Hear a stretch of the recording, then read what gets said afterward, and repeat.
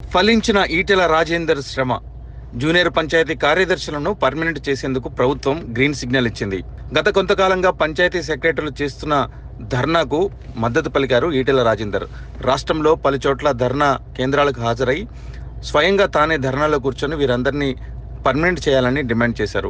వీరందరూ అతి తక్కువ జీతాలకు పనిచేస్తున్నవారు. ప్రభుత్వం ఇచ్చిన హామీ మేరకే వారిని 4 సంవత్సరాల తర్వాత పర్మనెంట్ చేస్తామని చెప్పి చేయకపోవడంపై తీవ్ర ఆగ్రహం వ్యక్తం చేశారు. డిమాండ్ నెరవేరేంత వరకు భారతీయ జనతా పార్టీ తరఫున పూర్తి మద్దతు తెలుపుతామని ఈటెల రాజేందర్ పలుమార్లు డిమాండ్ చేశారు. 2017-2018లో ప్రతి గ్రామానికి జూనియర్ పంచాయతీ సెక్రటరీ, గ్రామ పంచాయతీ సెక్రటరీ నియమించాలని చెప్పి నోటిఫికేషన్లు ఇచ్చి 2019 ఏప్రిల్ 12వ తారీఖు నాడు వీళ్ళందరినీ 9350 మంది రిక్రూట్ చేసుకోవడం జరిగింది. కానీ పర్మనెంట్ మాత్రం నియామకం జరగలేదు. వాళ్ళు సమ్మె చేస్తానని చెప్పి పిలిపించి నిజమే మీది 2023 ఏప్రిల్ 12వ తారీఖు వరకు మిమ్మల్ని రెగ్యులేట్ చేయాలి, ఆలస్యమైంది అని చెప్పి అది చేసే బదులుగా వాళ్ళ సమ్మె చేస్తున్నప్పటికి కూడా వాళ్ళ పట్ల కనికరం లేకుండా వాళ్ళని పిలవకుండా వాళ్ళను ఈ రకంగా ఇబ్బంది పెట్టడం అనేది ఇలా ఎట్లా ఆయనకు మంచి జరుగుతుందో అర్థం కాదు.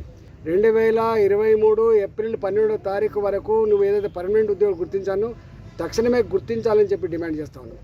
ఇవాళ పర్మనెంట్ ఉద్యోగులు గుర్తిస్తే 010 నుంచి వాళ్ళకి జీతాలు వచ్చే ఆస్కారం ఉంటుంది.